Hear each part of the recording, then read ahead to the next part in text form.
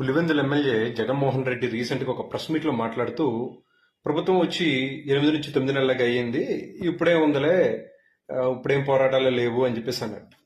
జగన్మోహన్ రెడ్డికి పవన్ కళ్యాణ్ గారికి ఉన్నటువంటి తేడా, జగన్మోహన్ రెడ్డి అధికారంలోకి వచ్చిన తర్వాత 6 నెలల్లో ఇసుకను ఆపేసి ఈ భవన రంగానికి సంబంధించినటువంటి వాళ్ళని ఇబ్బంది పెడుతున్నప్పుడు ఆ రోజున సుమారుగా 30 మంది ఆత్మహత్యలు చేసుకుని చనిపోయారు.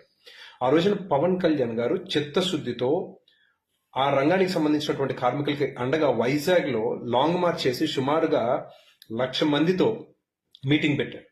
అంటే ఇక్కడ పోరాటం చేయడానికి 7 నెలల 8 నెలల 9 నెలల కాదు, మనం ఏ విషయం మీద పోరాడాలనుకుంటున్నాము, ఆ విషయం మీద మనకి నిబద్ధత ఉందా లేదా అనేదే గీడ్రాయ్. మీ దగ్గర క్రెడిబిలిటీ లేకుండా, మీ దగ్గర శాంటిటీ లేకుండా మీరేమీ చేయలేరు. అండ్ ఈ రోజుకి కూడాను జగన్మోహన్ రెడ్డి పవన్ కళ్యాణ్ గారిని దత్తపుత్రుడు అని అంటూనే సంబోధిస్తున్నాడు.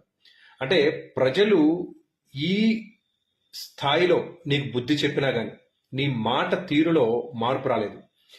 అధికారం వచ్చిన ఈ 8-9 నెలల్లో ఏ రోజున కూడా పవన్ కళ్యాణ్ గారు జగన్మోహన్ రెడ్డిని వ్యక్తిగతంగా ఒక్క మాట కూడా మాట్లాడాల. అది లీడర్కు ఉండాల్సినటువంటి క్వాలిటీ. ఆయన డిఫీట్ ని తీసుకున్నాడు, ఆ డిఫీట్ నుంచి ఆయన కాంకర్ చేశాడు, అంటే విజయాన్ని ఆయన సాధించాడు. కానీ నువ్వు నీ అపజయాన్ని తీసుకోలేకపోతున్నావు. అండ్ ఎదుటి మనిషికి గౌరవం అనేది ఇచ్చి పుచ్చుకోవడం నేర్చుకో జగన్మోహన్ రెడ్డి. ఈ రోజుకి కూడాను నువ్వు అదే పందాలో మాట్లాడుతున్నావు, ఇంకా దిగజారిపోతావు.